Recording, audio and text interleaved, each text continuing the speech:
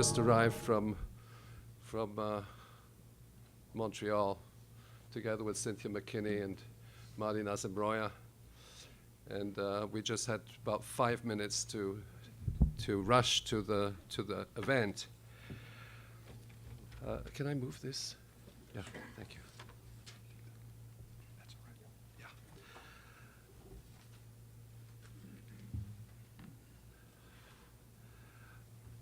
What I'd like to address in my presentation are the broad consequences of 9/11 with regard to US military doctrine, but more broadly, the pretext and justification which the lies surrounding 9/11 have given to waging a war of conquest under the banner of what we call the war on terrorism, or the global war on terrorism, which we could call the GWOT. Now, GWOT. Now, the GWOT was launched. I thought this was going to be a serious presentation, obviously. The global war on terrorism was launched late at night by the War Cabinet, which was formed in the afternoon of 9/11. And a decision was taken to declare war on Afghanistan as a state sponsor of the 9/11 attacks. In other words, a sovereign country somewhere in Central Asia, on the grounds that Al-Qaeda and mastermind Osama bin Laden was behind these attacks, and consequently, Afghanistan, as hosting Al-Qaeda, was responsible for a military attack on the United States of America. And what is more important is that the following morning, without any evidence, nobody knew who had done it on the same day. But the following morning, Eastern European time in Brussels, the Atlantic Alliance met and invoked Article 5 of the Treaty of Washington, which essentially states that an attack on one of its members constitutes an attack on all of its members under the concept of collective defense. Now, immediately we see unfolding this notion of preemptive war, that this was an act of defense. This was a decision on the part of NATO to defend itself against the attack of a foreign country, and as a result, NATO didn't actually declare war on the 12th. It waited until barely 2 or 3 days before, based on some State Department document which was composed and never verified, and then they said, yes, we now rubber stamp the decision that we took tentatively on September the 12th. But needless to say, this tragic event of 9/11 was used as a pretext and justification to wage war on an impoverished country in Central Asia. There were diplomatic exchanges between Afghanistan and the United States. People say the Taliban, but this was the government of Afghanistan, whether we like them or not. And they sent, I think, on 2 occasions, if there's evidence that bin Laden is behind these attacks, we'd be happy to hand him over to American justice. And George W. Bush said, we don't negotiate with terrorists. That was his response.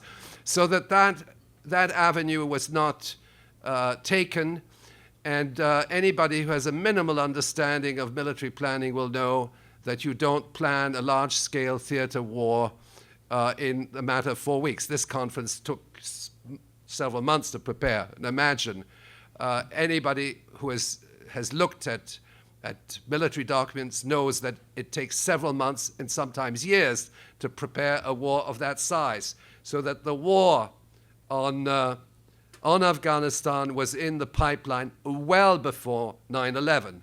And 9/11 was the pretext and justification for waging this war, using what former Central Command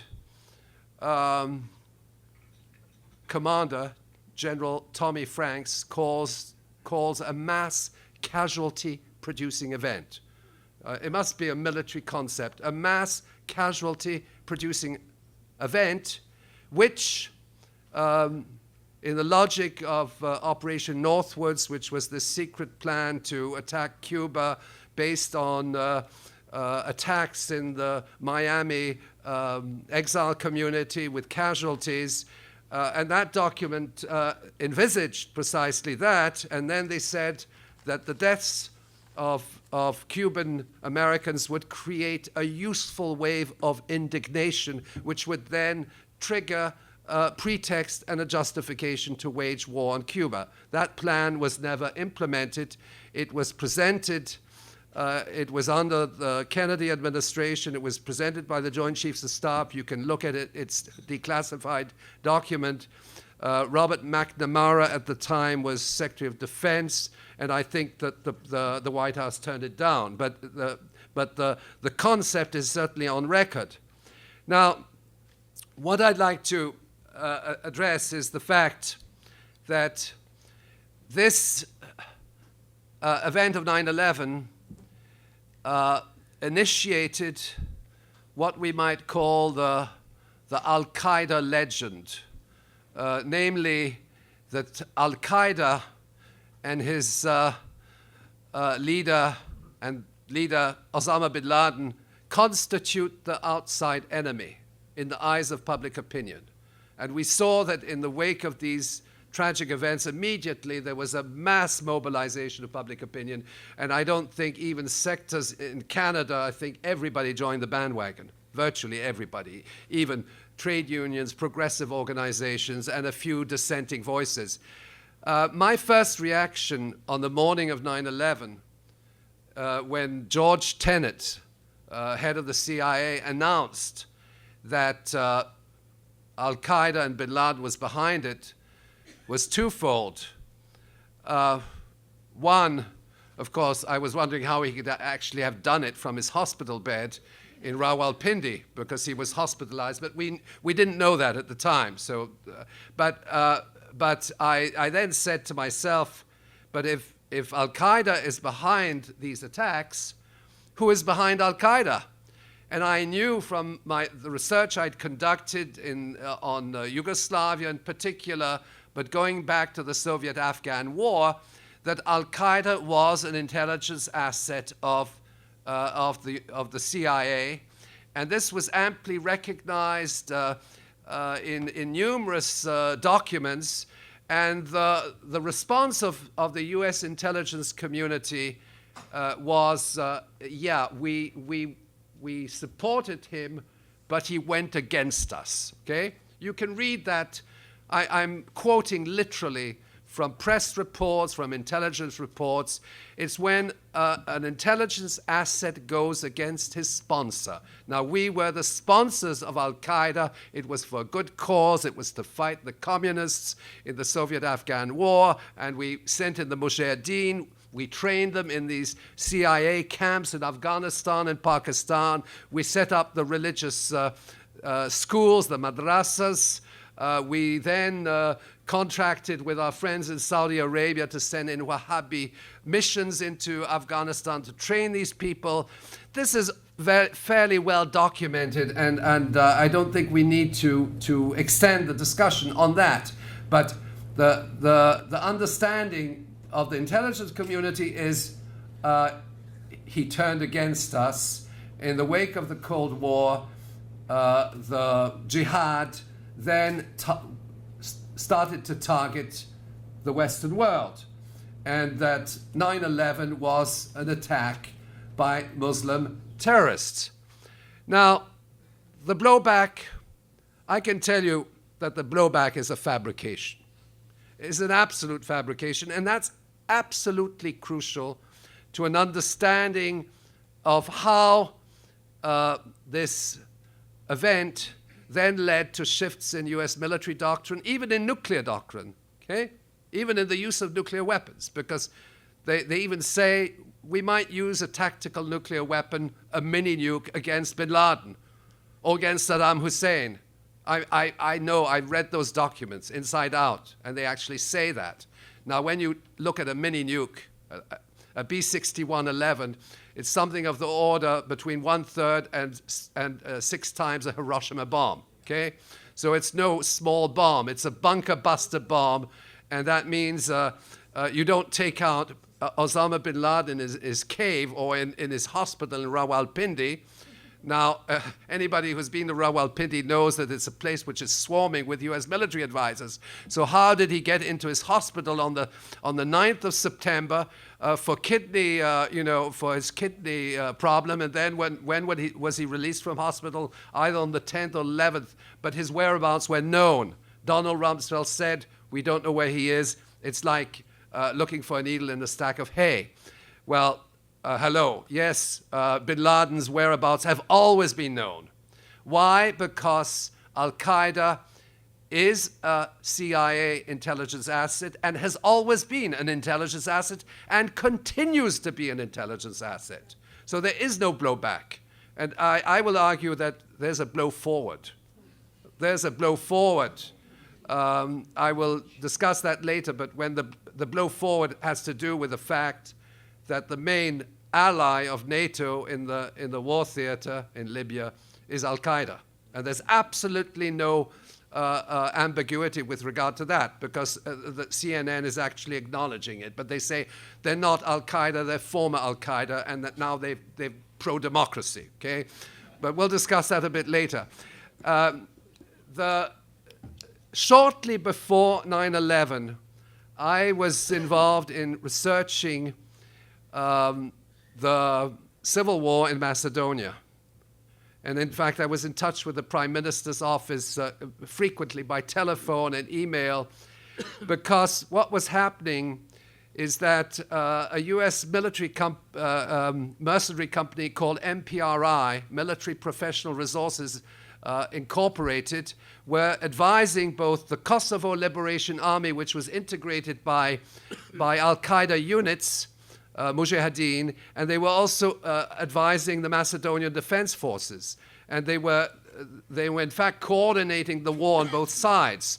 What happened now, just barely 2 months before 9/11, it hasn't been much publicized.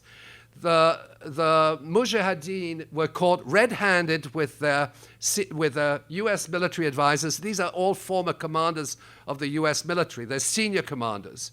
And they were caught red-handed together in the same unit or guerrilla unit. And this was this led to a political scandal in Macedonia. The Prime Minister made statements and so on, so that barely a few months before 9/11, I knew that the intelligence asset was still working for the CIA and was still being used in covert operations. But then I also knew, and that's important, that Al-Qaeda or Al-Qaeda-affiliated organizations. Al-Qaeda is a very elusive concept. It includes quite a number of different organizations. But Al-Qaeda units were also being used in Bosnia in the early to mid-90s, integrating the Bosnian Muslim Army, and subsequently in the Kosovo Liberation Army, where Al-Qaeda was in fact involved, and they were also involved in training and so on, to the extent that even people from different parts of the Muslim world were buying real estate in Kosovo at the time. But what I want to signify by that is that that throughout that whole period, the enemy number one, which allegedly committed these attacks, was in close liaison with their intelligence sponsors, the CIA, but also Pakistan's inter-services intelligence, which really operated as a go-between. Pakistan ISI was in touch with the terrorist organizations, the various organizations like Lashkar and Jaish in Pakistan, which were also involved in the training camps and so on. And that relationship has been maintained to this very day. The Pakistan Inter-Services Intelligence is virtually a subsidiary of the CIA, and it acts on behalf of the CIA.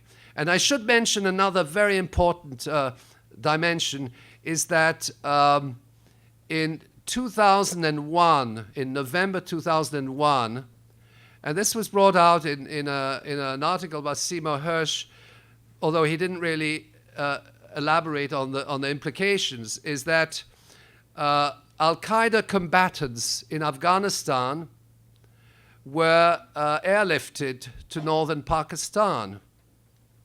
They weren't sent to Guantanamo. Guantanamo was housed by civilians, people who were arrested left and right.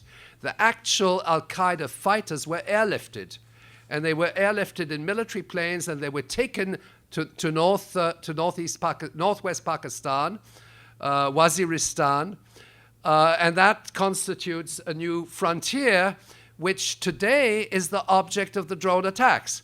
So in other words, this is a very diabolical operation. You have to sustain these organizations as enemies of America, but also as assets. Now, an intelligence asset doesn't necessarily mean that these Islamic organizations know who their sponsors are. That's the whole point. An intelligence asset could be any one of us, okay? It's an instrument of U.S. intelligence, and it goes through different layers. And in this case, Pakistan ISI was a very important relay in implementing U.S. intelligence operations. Now, I think from my standpoint, and I focused mainly on geopolitics, I've focused on some other aspects of 9/11 which have been covered in these hearings, but the geopolitics of 10 years of war, that was in fact the theme of our conference in Montreal. 9/11 has unleashed a roadmap of war and destruction. We are at the crossroads of the most serious crisis in modern history. I think that's not an understatement. And the war on terrorism is part of that process because it gives a justification to wage war on humanitarian grounds, so that you wage the war not against countries, but against what they called non-state entities, which came again into the jargon, and that I think is very important. It provided at each stage, Afghanistan, Iraq, of course, it was another pretext, but in ultimately, the war on terrorism was also fought on the basis of the fact that there were terrorists with dirty bombs and so on. If we remember Colin Powell's presentation to the Security Council of the United Nations in February 2003, preceding the invasion of Iraq. And ultimately, the war on terrorism has been a continuum. What has happened is that this war on terrorism has also been supported by media fabrications. I think that 9/11 is the onslaught, and that's why 9/11 Truth is so important. 9/11 is the onslaught of war propaganda, a higher level of war propaganda, where and that actually happened immediately on the 12th of September. Okay, immediately on the 12th of September, there were calls to invade Afghanistan from what's his name, Sapphire, and various other pundits of the Washington Post and the New York Times, and said, yes, we must go after the terrorists, and all this has permeated the consciousness of millions of people. It's created an atmosphere of fear and intimidation, which was then coupled with the coded alert, the color-coded alerts, and Homeland Security, and so on. And it was a pretext to wage a war without borders, which in essence is a war of conquest, and it was also a pretext to implement far-reaching changes at home through the Patriot legislation, through national security, protection of borders, and so on and so forth. And I mean, you might even remember when you board the plane with your Johnny Walker Black Label, I should mention a word about the liquid bomb attacks, because they were totally fabricated, among many others. But the liquid bomb attacks, it turned out that the alleged terrorists did not have passports and did not have tickets to board the plane. Now, they must have screwed up somewhere, to say the least. But in any event, we went through a whole era of threats, of attacks on America. Okay, attacks on America on the one hand, whereas in fact what was happening was large-scale theater wars waged by America against countries around the world in various forms, either theater wars or covert operations or regime changes, and all of this was carried out under the banner of fighting the outside enemy, the elusive enemy, Osama bin Laden and Al-Qaeda. And as you know, we saw, first of all, we see Al-Qaeda in Iraq, then we see Al-Qaeda in Yemen, Al-Qaeda in Africa. We had subsidiaries of Al-Qaeda virtually everywhere, you know, and wherever the United States needed to intervene militarily, they used the pretext of Al-Qaeda in Yemen or Somalia or wherever, under different names, and of course, corroborated by media reports, etc. And in all cases, I can assure you, these are instruments of US intelligence, or MI6, or Mossad, and there's a collaboration between them. What I think is of concern to us is that the 9/11 big lie sets the stage for what I describe as the American Inquisition. The nature of an inquisitorial doctrine is very different to actual disinformation. There's a subtle difference, because media disinformation is that you hide the facts and you obfuscate certain things and you lie. An inquisitorial doctrine is quite different. You don't necessarily need to lie. You don't obfuscate the torture camps in Guantanamo. In fact, you do exactly the opposite. You make them visible. Why? Because ultimately they are accepted as something which we can do. So torture then is accepted because we need to go after the bad guys. Okay, and so that an inquisitorial doctrine is based on essentially on enforcing the lie as the truth. Okay, it's not by obfuscating the truth and saying, no, well, this, that, and other. It's actually inverting the truth. It's transforming the lie into the truth. And then what happens is that this becomes a consensus. Responsibility to protect in Libya is a consensus. But in reality, what is it? It's the killing of thousands of people. And we've been following this war, and I can assure you that reports that are published our correspondent of global research, Darius Nazarroya, who's in this room at this moment, has reported back from Libya, and the atrocities committed by NATO have not been mentioned in any of the media. And responsibility to protect becomes the logo. It becomes something that we accept, and so on and so forth.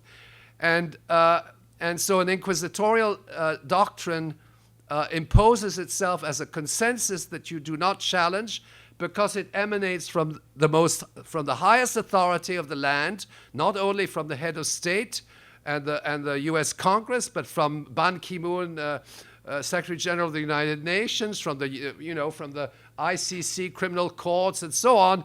Everybody toes the line, and everybody is committed to going after bin Laden. Okay, maybe I'm exaggerating. Let's say going after Al-Qaeda. But again, it's the war on terrorism, and then it's supported by and financed by Islamophobia, and so on and so forth. And 9/11 is the ultimate, it's like Adam picked the apple. So it's the starting point. It's the starting point of this discourse and dogma, which permeates every area of society, and it cannot be challenged. It cannot be challenged. It can certainly be challenged in terms of factual information, but then people dismiss those facts because the Inquisition does not allow you to accept the truth. And so what I'm saying here is that the lie becomes the truth, and the truth ultimately becomes a conspiracy to challenge that consensus. And there's a NATO consensus now in Libya. There's a NATO consensus in Syria.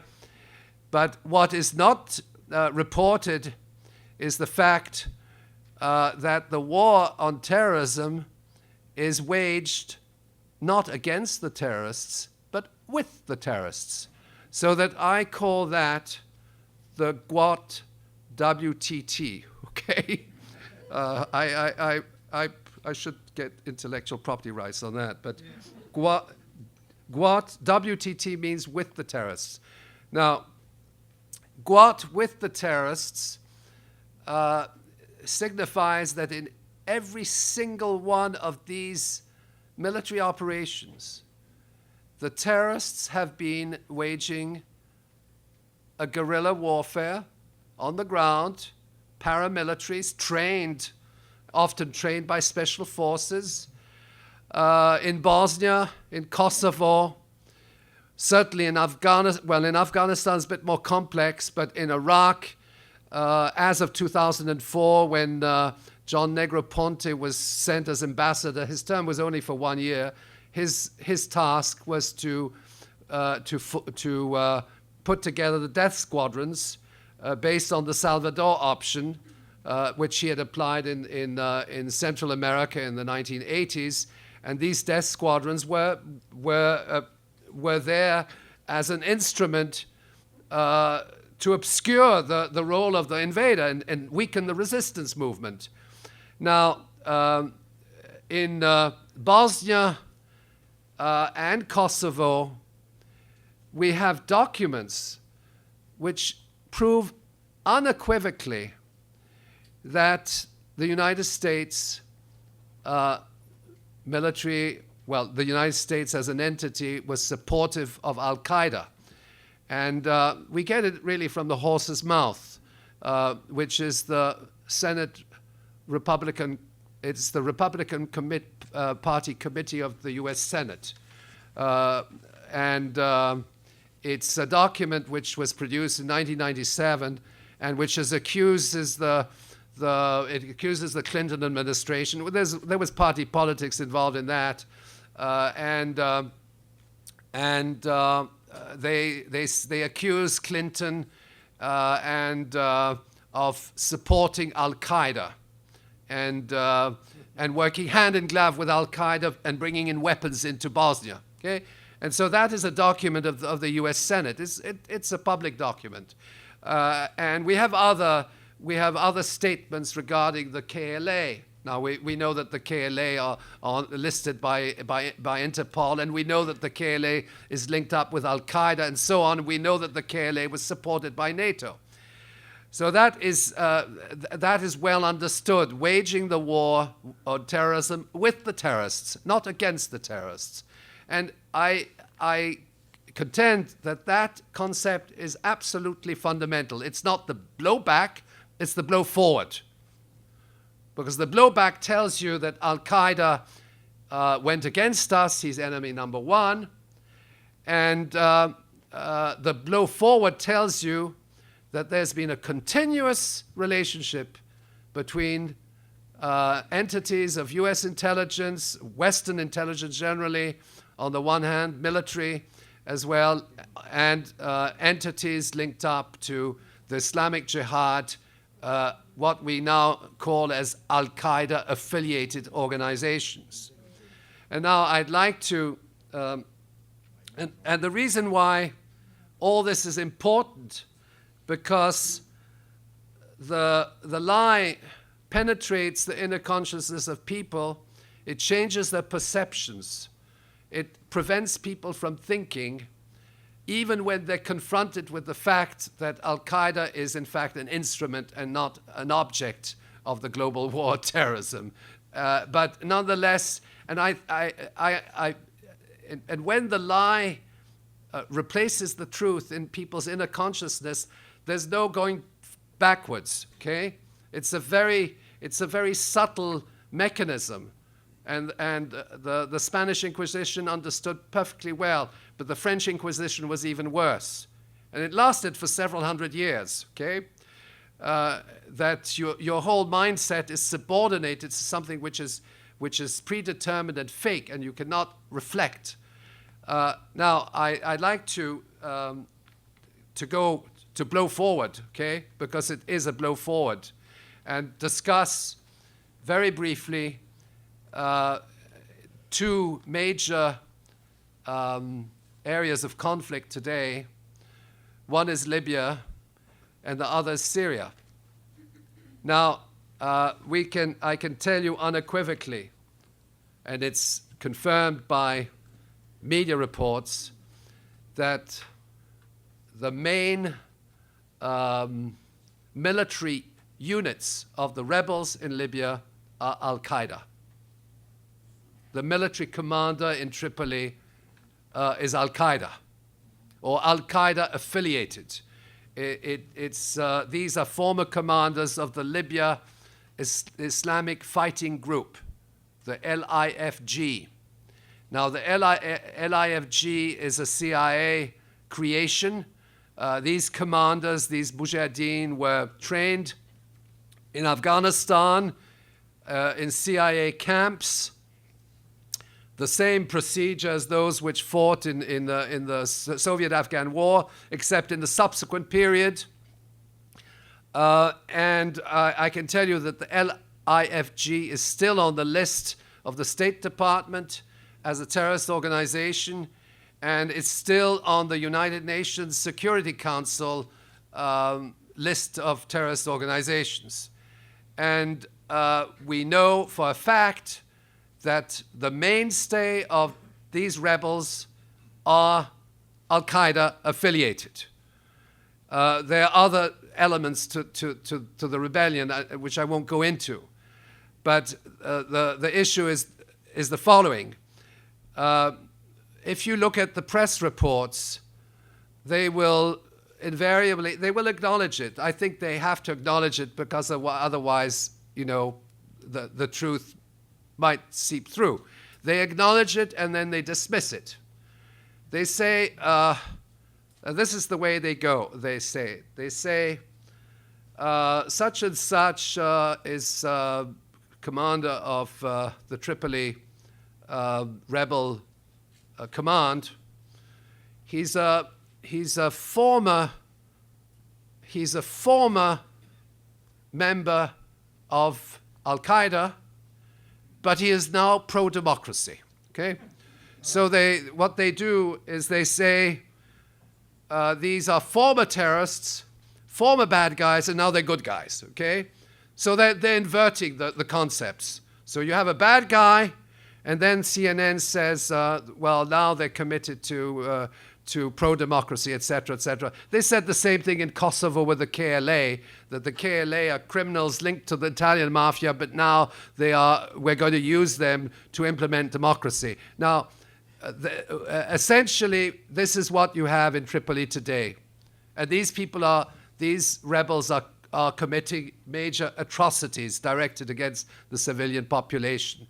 But what we have to understand is that the war on terrorism is not only a fabrication, but the enemy, the alleged enemy in this war on terrorism is in fact a partner in the war on terrorism, namely Al-Qaeda is used in military operations on the ground, interfacing with NATO special forces and so on and so forth. And ultimately, this, I think, for us is very important that we can refute, because ultimately, if the war on terrorism is no longer accepted and doesn't have its legitimacy, the whole construct of military doctrine collapses like a deck of cards. And that's why 9/11 truth is so important. The whole construct of global war on terrorism, it's not to say that they won't find other pretexts, but they won't be able to justify their war by lying to us and saying, so when I say the global war on terrorism is a WTT, okay? Global war on terrorism with the terrorists. And it is not a blowback, but is a blow forward. And present-day wars in Libya are conducted by Al-Qaeda units on the ground. In Syria, we have a situation which is not quite the same, but what has happened is Salafist, Muslim Brotherhood brigades have entered into Syria and are involved in acts of terrorist acts directed against public buildings, acts of arson, killing of police and armed forces and civilians, which then has led to response by the security forces. Certainly the government of Bashar al-Assad bears a burden of responsibility in this, but we have to understand what triggered the crisis in Syria. And the crisis in Syria was triggered by Al-Qaeda affiliated units infiltrating protest movements and shooting. And they're shooting on civilians, that's well documented, and they're shooting on people. They're even shooting on Christian communities. And this is consequently not a protest movement, it is an insurrection. And the latest news that I have is that NATO is actually now, and this is confirmed by Israeli intelligence sources, that NATO is itself in the process of recruiting mujahideen, jihadist fighters, to wage their wars. They have a recruitment process, and it's an agreement between NATO and the Turkish military. Now, those reports remain to be verified, but it's well understood that recruitment process has been going on for a long, long time. And those brigades are there precisely to perform a terrorist role which is used to destabilize societies, create sectarian violence. In countries such as Syria is a country of tremendous religious tolerance for people who have been there. I spent more than a month in Syria earlier this year, and there's a sort of integration of Christianity and Islam to the extent that the prayer, I'll finish on that, the prayer at the Great Mosque in Damascus is taken from the Greek Orthodox Church. Thank you very much.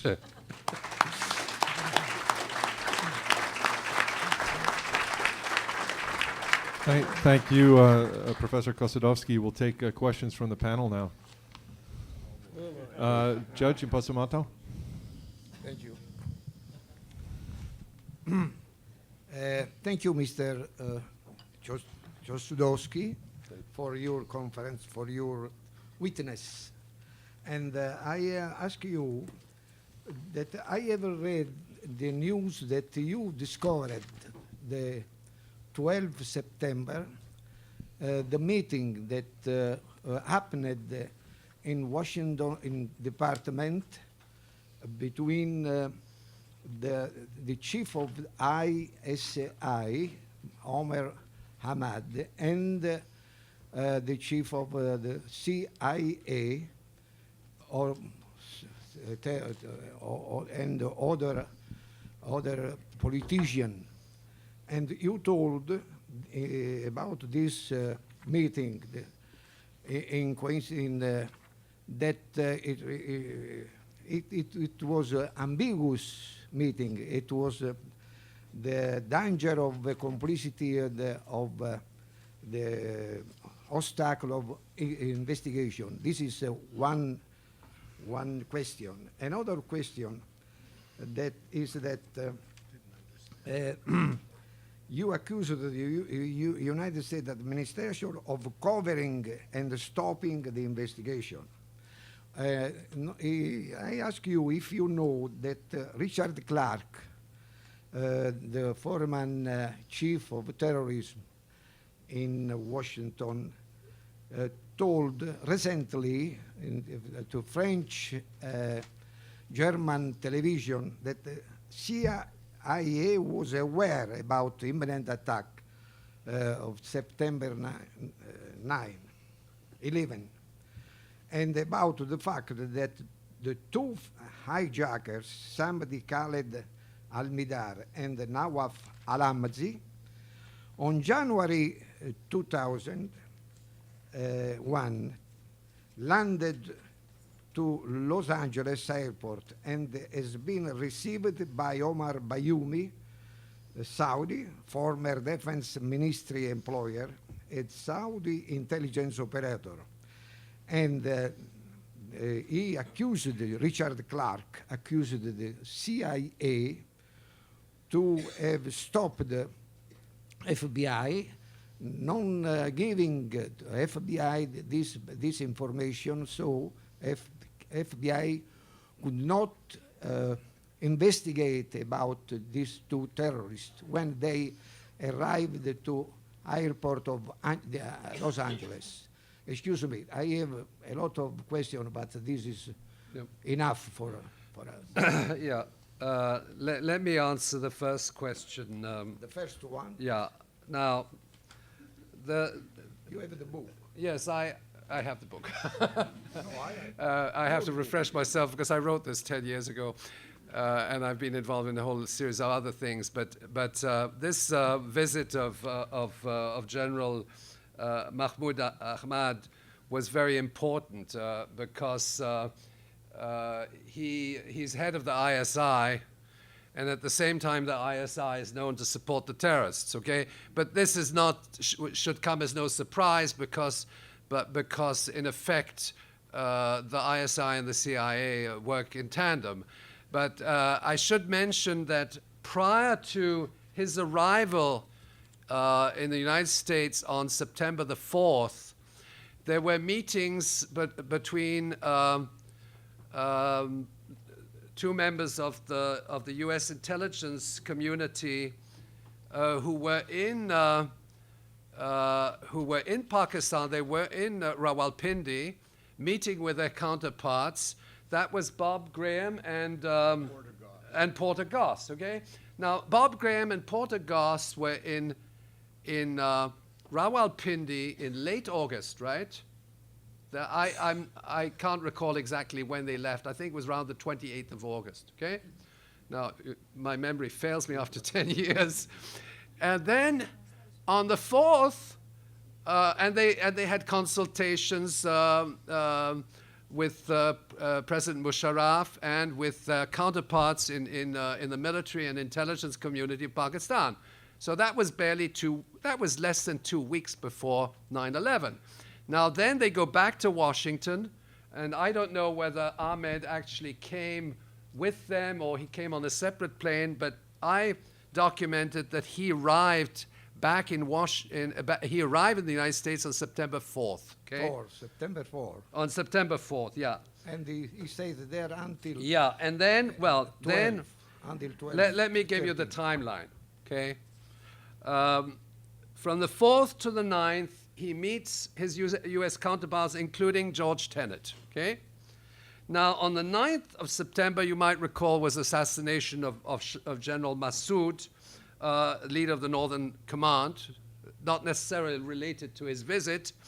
And then on the morning of 9/11, the general was having breakfast at the U.S. Congress, right? And when the attacks occurred. Now, there were various reports of the general having contacts with the alleged terrorists, and then there was an Indian intelligence report and so on. I must confess right now that while all this occurred, it does not, it does not, in retrospect, I may have thought that at the time, it does not support the thesis that Al Qaeda was behind the attacks. Okay, and in response, I haven't looked into this Richard Clarke thing, but I think it's very dubious. It's very dubious because essentially what he's saying is, yes, the CIA knew that Muslims were going to attack, and when we have ample evidence through all the research that's been done by Richard Gage and David Ray Griffin that Muslims were not, okay? But now we're saying, oh, the CIA did this, that, and in fact, that's part of the disinformation campaign, I think that this general was there to, he was there also to create the legend, okay? Now, whether maybe he was in touch with potential terrorist cells, but those terrorist cells did not commit were not behind 9/11. We don't have evidence to that effect. We have some evidence from reports that General Mahmoud Ahmad, yeah, had contacts with terror cells, and we also have reports that there was a transfer of $100,000 later in September. And do you know why Mahmoud Ahmad, the 8th October, resigned? No, because yes, the suspicious is that Mahmoud Ahmad has sent money to Atta through Mr. Omar Saed. Do you know this possible event? Why the reason of his resignment? Well, I think that there are two elements. First of all, we should emphasize that on the day after. You have to give me the book, please. Yeah, no, okay. Thank you very much. On the day after 9/11, once they had declared a war on Afghanistan in the night, that decision was reached late in the evening, okay? If you look at Bob Woodward's timeline. And then in the following morning, what happened is that Lieutenant General Ahmad met with the Deputy Secretary of State Richard Armitage, and he also met again. Then he met Joe Biden on the following day, on the 13th, who was at the time chairman of the Senate Foreign Relations Committee, and what is important there, and he also and at those meetings at the State Department and the U.S. Senate, there was a decision taken that Pakistan would support America's war on terrorism. So that I think Ahmad's role was there. They said, oh, he just happened to be there, okay? Well, he just happened to be there so that on the morning of 9/11 he could go in. It was Colin Powell was Secretary of State, was he not at the time? Yeah, he met with Colin Powell as well. Although the reports don't confirm it. I think I managed to find that he did actually meet Colin Powell, but Richard Armitage was his counterpart, and essentially that was the green light for Pakistan. Pakistan supports the global war on terrorism, okay? And at the same time, Pakistan's ISI is supporting the terrorists, the WTT, okay? So that in effect, there was both an intelligence op, and then there was also a diplomatic operation which consisted in giving the green light to that war on terrorism through America's ally in Pakistan. And Pakistan was, of course, very important because it was from there that a lot of the attacks and the invasion was carried out. Yeah. No, please finish. No, I think Okay. I'm Thank all you, right. Judge. Thank you. It is Yeah. very important what you Yeah. say. Thank you, But Judge. It is sorry. possible to suppose that Mahmoud Ahmad was an agent double, because somebody in Indian government told that he was CIA agent. He told that. He was a CIA agent. There's absolutely no question he's a CIA agent. He's head of Pakistani intelligence. He can't be otherwise. He takes his orders from Washington, from Langley. No, because he was protected by US administration. He has been protected. I think it was understood that, as you pointed out, that the day after the war commenced, that this guy would go into retirement, and a lot of people among us said, "Oh, this is the mastermind behind 9/11. It's the guy who sent the $100,000 to Mohammed Atta and so on." I mean, I don't think that my interpretation 10 years later is that was not his function. Okay. Because I know that other things have been discovered since then.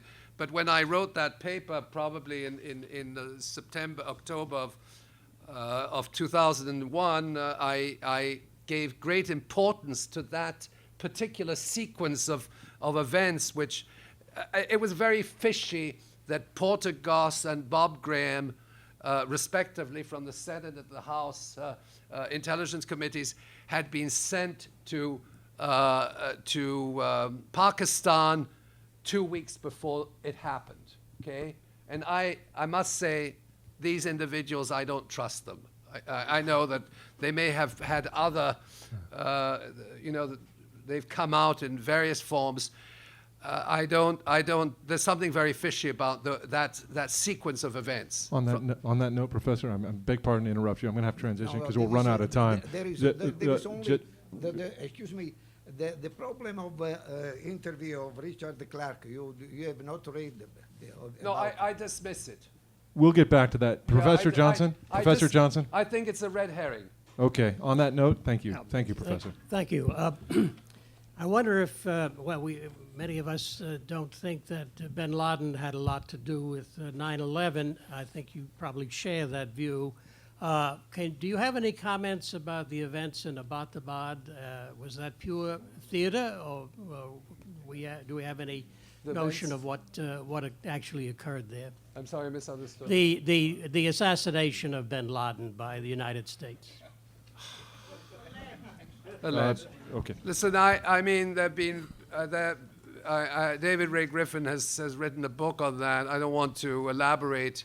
The whole thing is extremely fishy, to say the least. But I haven't personally investigated the timeline. Many of our authors have written on that, but what is more serious is the fact that the SEAL unit, which was involved in that operation, has been eliminated in a helicopter crash. And I think that's certainly a relevant, Different group. that's a relevant element in one's understanding. Audience, please, I beg your pardon to keep the thoughts to yourself. We have very little time here to proceed. Yeah. Professor Jenkins, and then Professor Lee, and we'll have to end on that. My understanding is that Noam Chomsky certainly agrees with your analysis of the use of 9/11 to further U.S. interests in generating an all-out war on terror and perhaps its other imperial interests. But he thinks that they were simply exploiting this occasion. He doesn't feel that the U.S. generated this occasion or made it. Now, I'm wondering whether there's anything in your analysis of what 9/11 started for the U.S., made possible, that in itself suggests that they were doing more than exploiting an event which they did not control. But they controlled.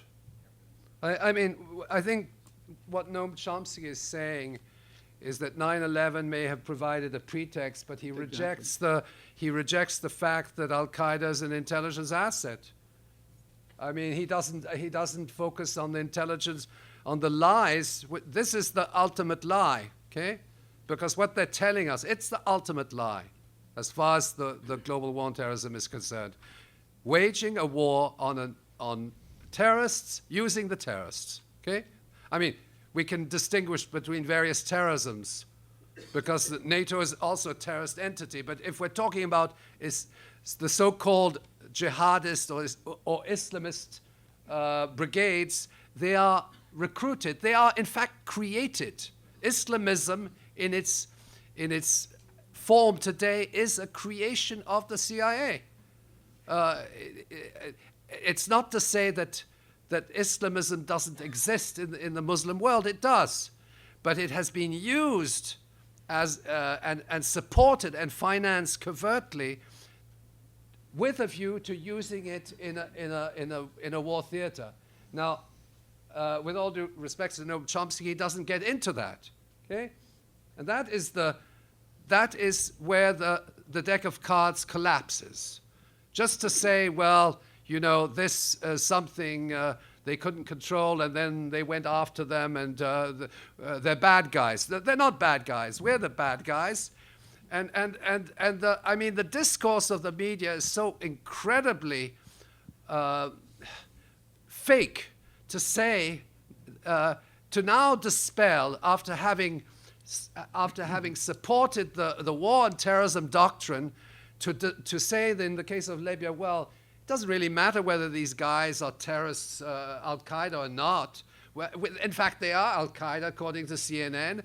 But these guys are no longer bad guys, okay? They're telling us that. They're no longer bad guys. They're good guys because they're working with us. They're former terrorists, okay? They're former terrorists. And in fact, they're not former terrorists because the organization, which is supposed to be defunct, is still there. Otherwise, it wouldn't be on the State Department list. Okay. Professor? So in effect, what if people were doing their work in the war theater, they would be arresting these people. Is that right, Cynthia? Yeah. We'll get to that fully. Last question, Professor Lee. We have to move quickly. Thank you. Okay, I'll make it quick. Is your analysis of world events is even darker than many people in this room could imagine, because you're suggesting that in fact there's only one entity, and that is this dark what Peter Dale Scott calls the deep state. So my question is, in local instances like Afghanistan, is the Taliban blow back or blow forward? Well, Afghanistan is a very complex war theater, okay? Because I'd not like to answer that in relation to Afghanistan because the complexity of what's going on. But certainly, if you look at the last, if you look at Iraq, where there have been deliberate intents on the part of the military alliance to create death squads, and sometimes even special forces, in Arab garb, going and putting bombs in a mosque. Now, I'm not inventing that. It has been documented by the British press. That happened in the Basra bloods. Those were the Basra attacks, and they suggest that the military alliance is creating its own terror units within Iraq, with a view to creating divisions between factional divisions between different groups within society, between Shia and Sunni and Kurds and so on. This is well understood, and that the architect of that was John Negroponte. But I think the reason I emphasize the contemporary wars is because the evidence is so overwhelming. It is so overwhelming, and the statements to the effect that NATO is recruiting mujahideen suggests that the blowback is a lie. Professor, It's an absolute lie, and that the terror entities today are part of a military strategy of conquering countries for their oil, essentially, as far as the Middle East is concerned. I'll terminate on this. Muslim countries have between 60 and 70% of conventional petroleum reserves. I'm not talking about tar sands, okay, depending on the estimates. The United States has 2%. And that is why there's a process of demonizing Islam. If there had been Buddhists living in these oil-producing countries, we would have demonized the Buddhists. Thank you, Thank sir. you very much. Thank you, Professor.